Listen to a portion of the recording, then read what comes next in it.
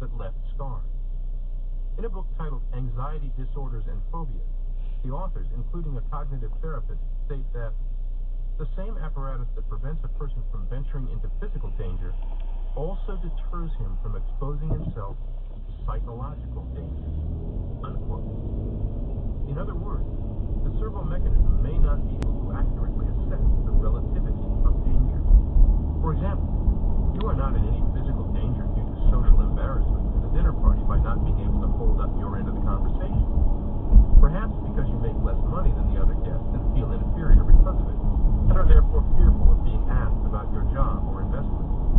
Yet the situation may trigger the same kind of anxiety and inhibition as being confronted by a mother in a dark alley. In the case of the mother, meekly taking out your wallet and throwing it toward or past the mother and running as fast as you can in the opposing direction may be appropriate. In the social situation, throwing away all opportunity for a pleasant evening and fleeing into silence or monosyllabic responses is wholly inappropriate and may lead to the exact result you were worried about, being perceived badly by hosts and other guests alike. The social situation is most likely to trigger this survival reaction if it closely resembles some situations that have left scar tissue on the self-image. I would like to make one point addressed earlier in the program. You do not necessarily have to painstakingly revisit every incident or influence all the way to early childhood in order to perform the emotional surgery needed to liberate a scarred self-image from this compulsive triggering of survivalist behavior in situations where it is inappropriate and counterproductive. You can begin with fresh programming, using recall of successes, mental movies, mental rehearsal, and other psychocybernetics. Acceptance of the new by the self-image will automatically remove the old scars. Remember the term solution-oriented therapy, or better yet, do-it-yourself solution-oriented therapy, and think in those terms rather than the cliche of 30 years of weekly visits to the couch. Emotional scars, self-made juvenile delinquency. Psychiatrist Bernard Holland has pointed out that although juvenile delinquents appear to be very independent and have the reputation of being braggarts, particularly about how they hate everyone in authority, they protest too much. Underneath this hard exterior shell, says Dr. Holland, is a soft, vulnerable inner person who wants to be dependent upon others. Unquote. However, they cannot get close to anyone because they will not trust anyone. Sometime in the past they were hurt by a person important to them, and they dare not leave themselves open to be hurt again. They always have their defenses up. To prevent further rejection and pain, they attack first. Thus, they drive away the very people who would love them if given half a chance and could help them. A popular staple of daytime television talk shows these days is the theme show featuring teens out of control. Teens swearing, abusing their parents, skipping school, drinking, using drugs, engaging in promiscuous sex, even shoplifting and stealing cars. The show host and the parents turn these out-of-control teens over to military-type juvenile boot camp leaders who drag them off stage and take them away to boot camp. Weeks later they return, many dramatically changed. This is all controversial, yet there is considerable evidence of it getting positive and lasting results more often than not. When it works, why does it work? Even at a young age, these youngsters have piled on layer on layer on layer on layer of scar tissue, so that their self-image has totally handed over the reins to negative, automatic failure mechanism emotions, notably including aggression to the nth degree. You've no doubt heard the saying, desperate circumstances require desperate measures. These boot camp interventions are desperate, last resort measures, in a sense, incredibly sharp emotional scalpels. To slice away all the protective, hardened scar tissue on these self-images requires these heavy-handed, confrontive techniques. Bottom line, most delinquency is symptomatic of severe emotional scarring, a profoundly unhealthy self-image, an automatic failure mechanism unleashed and unchecked. Carefully consider all your own habitual or repetitive behaviors and life experiences. Do you suffer through one disappointing, intimate relationship after another? Do you find one group of co-workers after another disagreeable? Are all your clients cheapskates or difficult, and so on? Whether avoidance or aggression, self-image scarring is involved. The step to getting out of a hole is to stop digging. We might say that the first step to liberating a scarred self-image is to stop piling on more scar tissue. Can we do so? Certainly. New knowledge about why you respond to certain stimuli as you do, heightened emphasis on rational thinking, and maturity be your ally. Just as there are smart things you can do that are within your sphere of control to strengthen your physical immune system, such as eating certain foods and avoiding others, taking antioxidant vitamin supplements, regularly exercising, there are things you can do to strengthen your emotional immune system as well. 3 prescriptions for immunizing yourself against emotional hurt. Prescription 1. Be too big to feel threatened. Many people become hurt terribly by tiny pinpricks, or what we call social slights. Everyone knows someone in the family, office, or circle of friends who is so thin-skinned and sensitive that others must be continually on guard, lest offense be taken at some innocent word or act. It is a well-known psychological fact that the people who become offended the easiest have the lowest self-esteem. We are hurt by things we conceive of as threats to our ego or self-esteem. Fancied emotional thrusts that go unnoticed by the person with wholesome self-esteem slice these people up terribly. Even real digs and cuts, which inflict a terrible injury to the ego of the person with low self-esteem, do not make a dent in the ego of those who think well of themselves. The person who feels undeserving, who doubts his own capabilities, and who has a poor opinion of himself becomes jealous at the drop of a hat. The person who secretly doubts her own worth and who becomes jealous at the drop of a hat. The person who secretly doubts her own worth and who feels insecure within herself, who sees threats to her ego where there are none, exaggerates and overestimates the potential damage from real threats. We all need a certain amount of emotional toughness and ego security to protect us from real and fancied ego threats. It wouldn't be wise for our physical body to be covered over completely with a hard callus or a shell like a turtle. We would be denied the pleasure of all sensual feelings. But our body does have a layer of outer skin, the epidermis, for the purpose of protecting us from invasion of bacteria, small bumps and bruises, and small pinpricks. The epidermis is thick enough and tough enough to offer protection against small wounds, but not so thick or hard that it interferes with all feeling. Many people have no epidermis on their ego. They have only the thin, sensitive inner skin. They need to become thicker-skinned, emotionally tougher, so that they will simply ignore petty cuts and minor ego threats. Also, they need to build up their self-esteem, get a better and more adequate self-image of themselves, so that they will not feel threatened by every chance remark or innocent act. A big, strong person does not feel threatened by a small danger. A weak, little person does. In the same way, a healthy, strong self-image does not feel itself threatened by every innocent or offhand remark.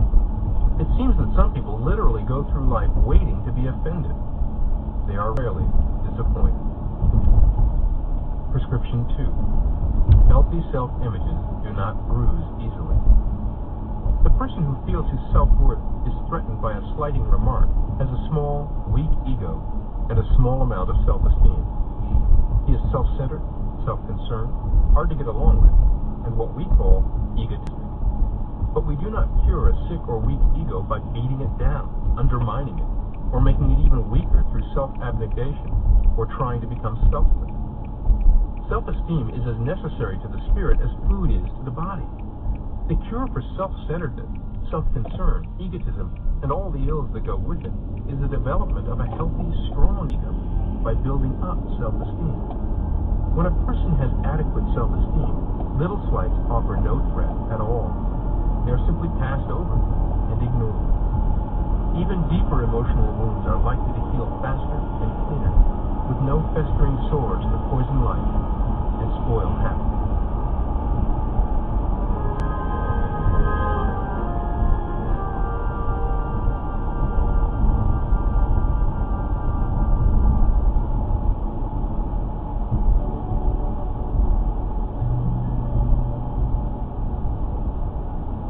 Prescription 3. Don't take things so personally. I remember when Polish jokes were the rage, and having a real estate agent tell me that her office colleagues all disliked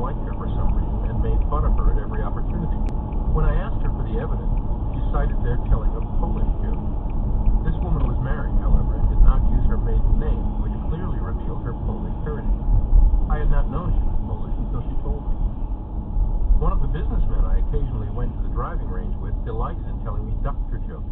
I found them amusing, and never did it occur to me that he was secretly trying to wound me personally. The two situations weren't that different, but the two self-images involved certainly were. When you habitually personalize every slight, every overheard conversation, even things you read or hear in media, you reveal a very thin-skinned self-image with the weakest of immunity. Be bigger than such things. Have bigger fish to fry, as the saying goes. The person in hot pursuit of meaningful, rewarding goals and a calendar of important things to do has little time to obsess over trivial slights and offenses. Most dumb, insensitive remarks are dumb, insensitive remarks. They have no hidden meaning, and searching for it, certainly being a dumb, insensitive remark. They have no hidden meaning, and searching for it, certainly being offended by it, is an utter waste of time. The popular writer of folk westerns, Louis L'Amour, was once asked in an interview to reveal the hidden meaning behind the fact that none of the villains in any of his hundreds of books ever died from the first bullet. The interviewer thought he was on to something. The novelist answered, "Because in those days, we got paid by the word. I am not getting paid by the word, so I'll move on." Try this mental training exercise. Visit the supermarket. Find and buy 2 potatoes, the smallest, most stunted one, and the biggest one. Set them side by side on your desk or somewhere frequently visible to you during the day. You might even take a Polaroid photograph of the 2 of them side by side and post it on your automobile visor or dashboard, inside your briefcase, someplace you will see it.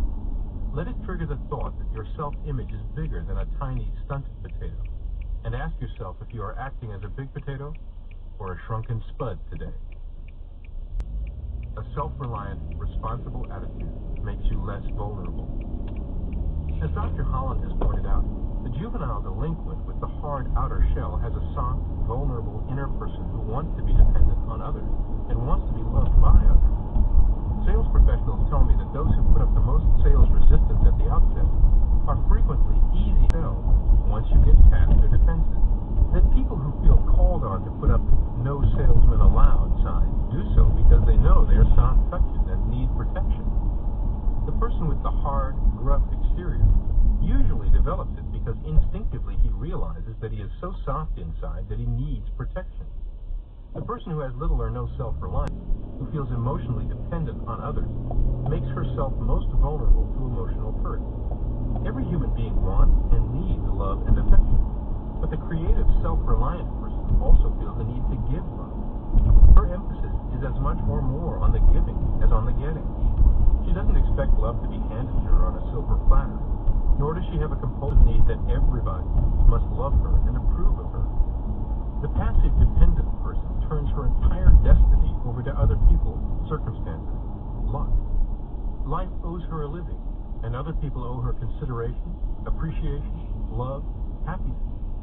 She makes unreasonable demands and claims on other people and feels cheated, wronged, hurt when they aren't fulfilled. Because life just isn't built that way, she is seeking the impossible and leaving herself wide open to emotional hurts and injury. Once, while speaking to a large convention of salespeople, I met another professional speaker I had heard quite a bit about. He was very successful and in considerable demand in the sales world, but he told me that he rarely got fan mail and almost never got rounds of hearty applause when he concluded his presentation, and he seemed oddly proud of the fact. When I asked him about this, he explained, "It's because I make them mad." He went on to quote the Harry Truman "give 'em hell" quote. Truman reportedly said, "I don't give 'em hell. I tell them the truth and they think it's hell," or something like that. Anyway, this fellow was one of the busiest, highest paid, least beloved speakers in the business, and proud of it.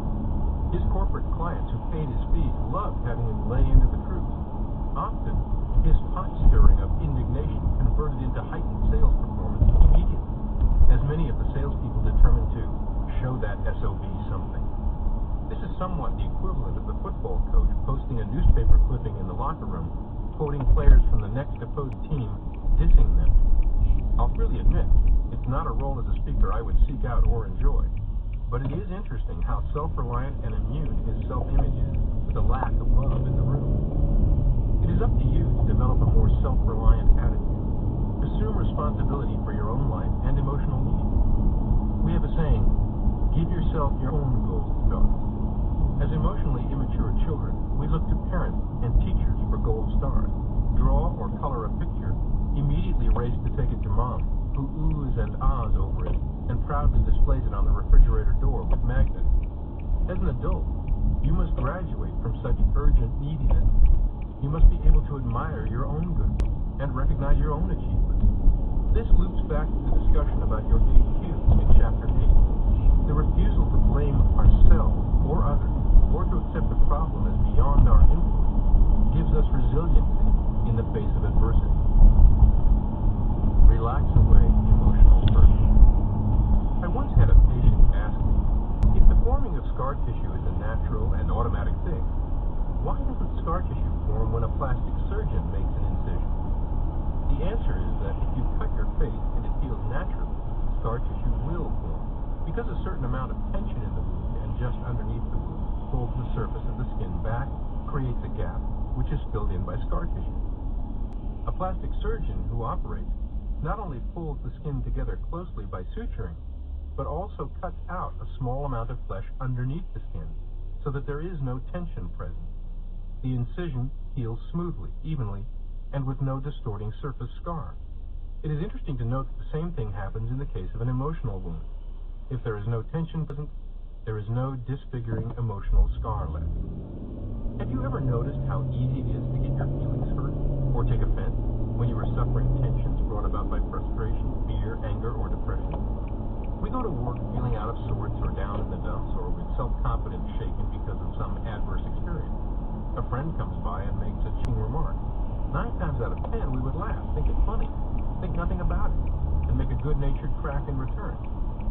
But not today. Today we are suffering tensions of self-doubt, insecurity, anxiety. We take the remark in the wrong way, become offended and hurt, and an emotional scar begins to form.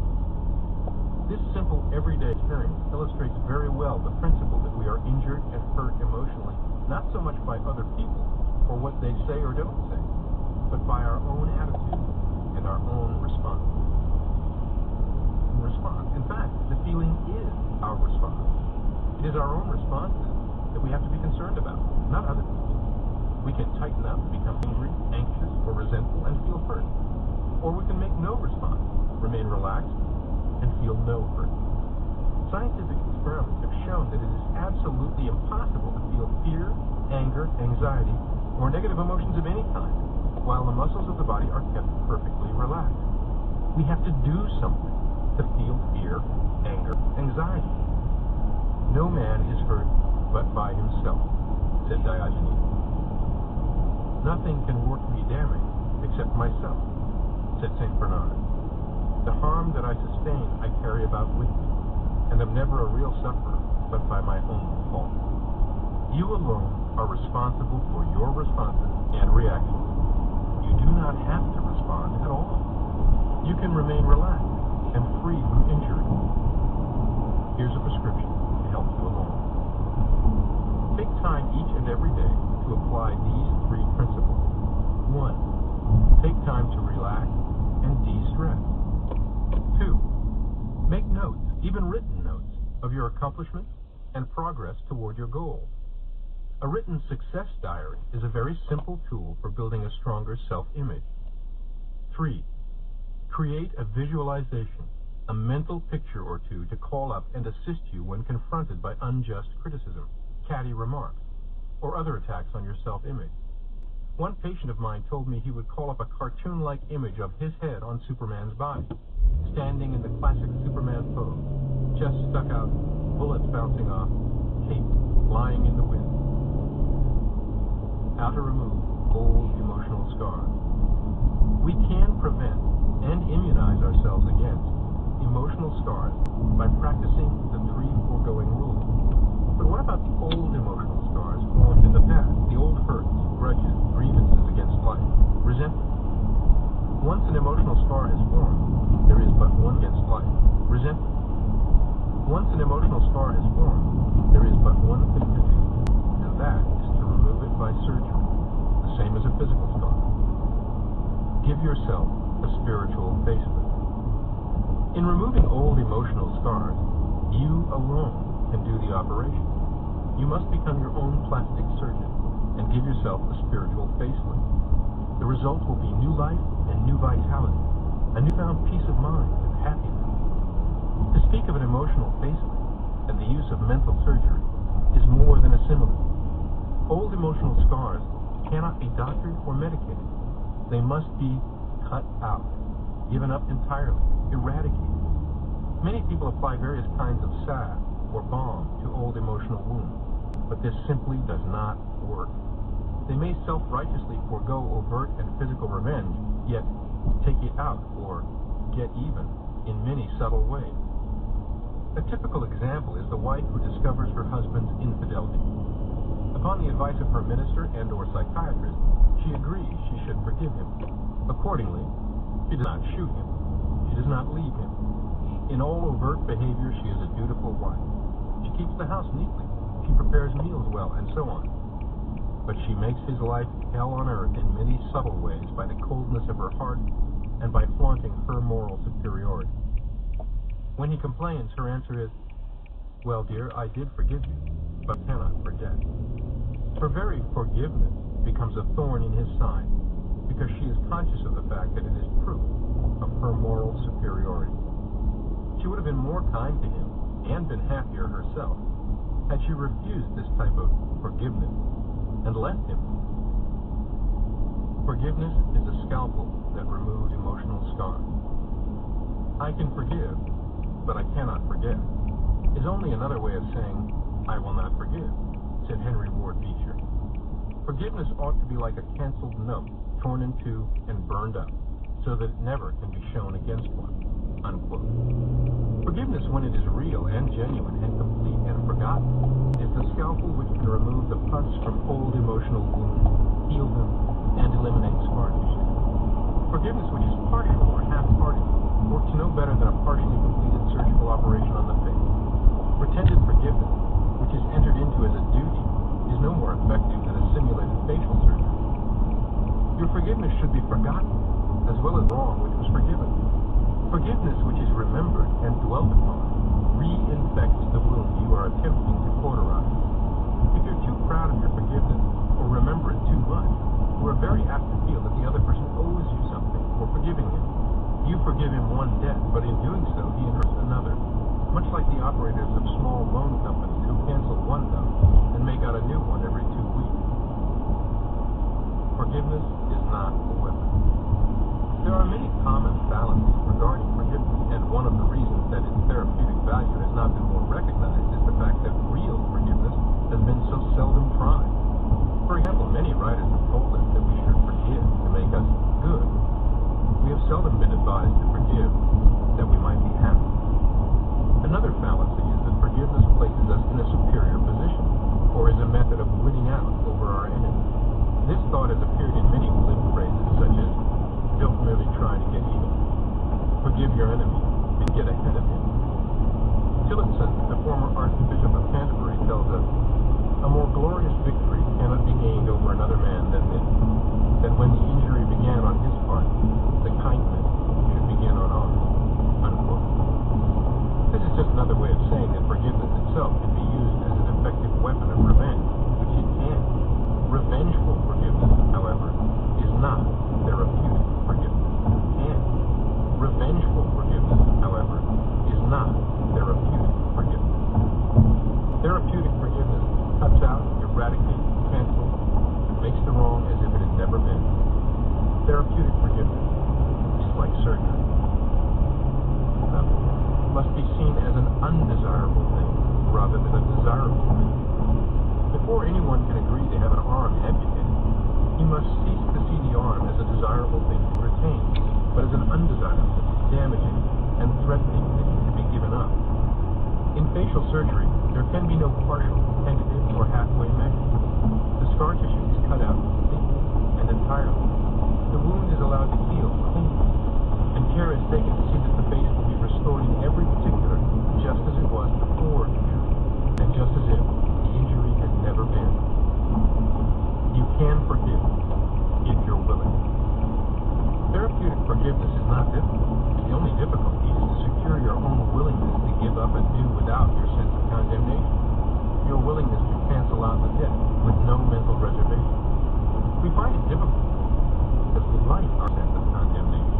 We get a perverse and morbid enjoyment out of nursing our wounds. As long as we can condemn others, we can feel superior to them. No one can deny that there is also a perverse sense of satisfaction in feeling sorry for yourself. Your reasons for forgiveness are important. In therapeutic forgiveness, we cancel out the debt of the other person not because we've decided to be generous, do a favor, or we are a morally superior person. We cancel the debt, mark it null and void, not because we have made the other person pay sufficiently for the wrong, but because we have come to recognize that the debt itself is not valid. True forgiveness comes only when we are able to see and emotionally accept that there is and was nothing for us to forgive. We should not have condemned or hated the other person in the first place. Not long ago, I went to a luncheon also attended by a number of clergy. The subject of forgiveness came up in general, and then the case of the adulterous woman, whom Jesus forgave in particular. I listened to a very learned discussion on why Jesus was able to forgive the woman, how he forgave her, how his forgiveness was a rebuke to the churchmen of his time, who were ready to stone him, etc., etc. Jesus didn't forgive the adulterous woman. I resisted the temptation to shock these gentlemen by pointing out that actually Jesus never forgave the woman at all. Nowhere in the narrative, as it appears in the New Testament, is the word forgive or forgiveness used, or even hinted at. Nor can it be reasonably implied from the fact as given in the story. We are told merely that after her accusers had left, Jesus asked the woman, "Hath no man condemned thee?" When she answered in the negative, he said, "Neither do I condemn thee. Go and sin no more." He said, "Neither do I condemn thee. Go and sin no more." You cannot forgive others unless you have first condemned them. Jesus never condemned the woman in the first place, so there was nothing for him to forgive. He recognized her sin or her mistake, but did not feel called on to hate her. He was able to see before the fact what you and I must see after the fact in practicing therapeutic forgiveness. That we ourselves err when we hate others because of their mistakes, when we condemn them, or when we classify them as certain types, confusing the person with the behavior, or when we mentally incur a debt that others must pay before being restored to our good graces and our emotional acceptance. Whether you ought to do this, whether you should do it, or whether you can reasonably be expected to do it is a matter outside the scope of this program and my own field. I can only tell you as a doctor that if you will do it, you will be far happier and healthier, and you will attain more peace of mind. However, I would like to point out that this is what therapeutic forgiveness is, and it is the only type of forgiveness that really works. And if forgiveness is anything less than this, we might as well stop talking about it. Forgive yourself as well as others. Not only do we incur emotional wounds from others, most of us inflict them on ourselves. We beat ourselves over the head with self-condemnation, remorse, and regret. We beat ourselves down with self-doubt. We cut ourselves up with excessive guilt. Remorse and regret are attempts to emotionally live in the past. Excessive guilt is an attempt to make right in the past something we did wrong, or thought of as wrong in the past. Emotions are used correctly and appropriately when they help us to respond or react appropriately to a reality in the present environment. Since we cannot live in the past, we cannot appropriately react emotionally to the past. The past can be simply written off, closed, forgotten, insofar as our emotional reactions are concerned. We do not need to take an emotional position one way or the other regarding detours that might have taken us off course in the past. The important thing is our present direction and our present goal. We need to recognize our own efforts as mistakes. Otherwise, we could not correct course. Steering or guidance would be impossible. But it is futile and fatal to hate or condemn ourselves for our mistakes. A study on guilt conducted at Case Western Reserve University, reported in the September 1997 issue of Reader's Digest, found that the average person spends 2 hours a day feeling guilty. Much of this is even present moment guilt. The working mother who feels guilty while at work about not being home with her children. Then guilty if at home in the afternoon with her children for not pulling her weight at work. The exhausted son or daughter of an aging, infirm parent, guilty for feeling a bit irritable. The traveling executive who feels guilty about missing his daughter's recital at school. You cannot see your future with optimistic eyes if you cannot view your present and past with kind eyes. This is not to suggest simply letting yourself off the hook at every turn. Responsibility is important. But what I call the critic within is so much more powerful. Responsibility is important. But what I call the critic within is so much more powerful than other critics. We must take care not to let it run roughshod over our self-image. Once, after lecturing to a large group of inmates at an Oklahoma prison, I came away with a realization. Here I had been, in the company of robbers, murderers, people who had made horrendous mistakes, in some cases repeatedly. Yet most did not blame or punish themselves as much as many people on the outside do, or much less serious missteps in a life 99% made up of honest, ethical behavior. It is common for inmates to be jailhouse lawyers, fighting for their rights inside prison, while many good citizens deprive themselves of their basic, inalienable right to pursue happiness solely through their own excessive self-criticism and self-punishment. As we drove away from the prison with its huge concrete walls, rolls of barbed wire on the top of the walls, and armed guards in towers, I thought to myself that many people build prisons far more intimidating than these, then lock themselves in them, all because of some past sin. I'm not a great believer in sin, but if there is sin, it is for people who waste their lives chastising themselves for mistakes they've made, mistakes that are only human. Helpful and realistic to think of them in terms of what we did or did not do, rather than in terms of what the mistake made us. One of the biggest mistakes we can make is to confuse our behavior with ourselves, to conclude that because we did a certain act, it characterizes us as a certain sort of person. It clarifies thinking if we can see that mistakes involve something we do. They refer to action. And to be realistic, we should use verbs denoting action, rather than nouns denoting a state of being in describing them. For example, to say, I failed, verb form, is but to recognize an error, and can help lead to future success. But to say, I am a failure, noun form, does not describe what you did, but what you think the mistake did to you. This does not contribute to learning, but tends to fixate the mistake and make it permanent. This has been proved over and over in clinical psychological experiments. We seem to recognize that all children in learning to walk will occasionally fall. We say he fell or she stumbled. We do not say he is a faller or she is a stumbler.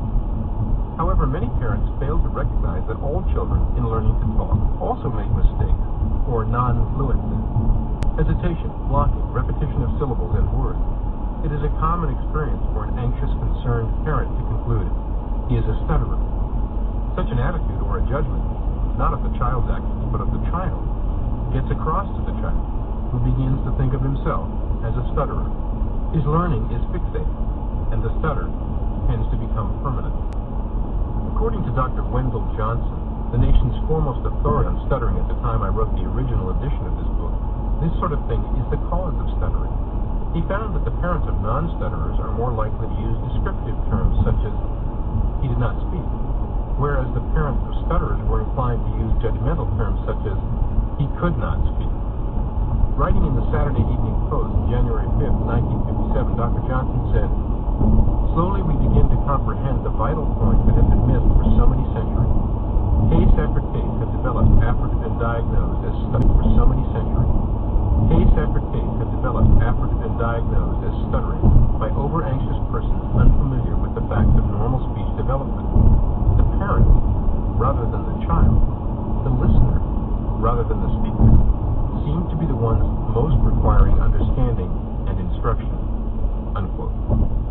Dr. Knight Dunlap, who made a 20-year study of habits, their making, unmaking, and relation to learning, discovered that the same principle applied to virtually all bad habits, including bad emotional habits. It was essential, he said, that patients learn to stop blaming themselves, condemning themselves, and feeling remorseful over their habits, if they were to cure them. He found particularly damaging the conclusion, I am ruined, or I am worthless, because the patient had done, or was doing, certain acts. So remember, you make mistakes. Mistakes don't make you anything. What you do need not define who you are or what you will do. You are not your mistake. Who wants to be an oyster? One final word about preventing and removing emotional hurt. To live creatively, we must be willing to be a little vulnerable. We must be willing to be hurt a little, if necessary, in creative living. A lot of people need a thicker and tougher emotional skin than they have, but they need only a tough emotional hide or epidermis, not a shell. To trust, to love, to open ourselves to emotional communication with other people is to run the risk of being hurt. If we are hurt once, we can do one of two things. We can build a thick protective shell or scar tissue to prevent being hurt again, live like an oyster, and not be hurt. Or we can turn the other cheek, remain vulnerable, and go on living creatively. An oyster is never hurt. It has a thick shell that protects it from everything. It is isolated. An oyster is secure, but not creative. It cannot go after what it wants. It must wait for it to come to it. An oyster knows none of the hurts of emotional communication with the environment, but neither can an oyster know the joy. An emotional facelift makes you look and feel younger. As this edition is being written, the so-called baby boomer generation is hitting the 50-year-old mark and is more obsessed with stopping the clock, even turning back the clock, than any generation before. Fortunes are spent on cosmetic surgery, liposuction, fitness gyms and vices, personal trainers, lotions and potions, growth hormone injections, on and on. I have a different prescription. Try giving yourself a spiritual facelift. It is more than a play on words. It opens you up to more life, more vitality, the stuff that youth is made of. You'll feel younger. You'll actually look younger. Many times I have seen a man or woman apparently grow 5 or 10 years younger in appearance after removing old emotional scars. Look around you. Who are the youthful-looked people you know over the age of 40? The grumpy, resentful, the pessimistic, the ones who are soured on the world? Or are they the cheerful, optimistic, good-natured people? Soured on the world? Or are they the cheerful, optimistic, good-natured people? Remember, I am a medical doctor, plastic surgeon. I am absolutely serious and sincere when I tell you that you can look years younger in face and posture and feel years younger in health and vitality thanks to emotional surgery and self-image strengthening with psychocybernetics. Carrying a grudge against someone or against life can bring on the old age stoop, just as much as carrying a heavy around on your shoulders would. People with emotional scars, grudges, and the like are living in the past, which is characteristic of old people.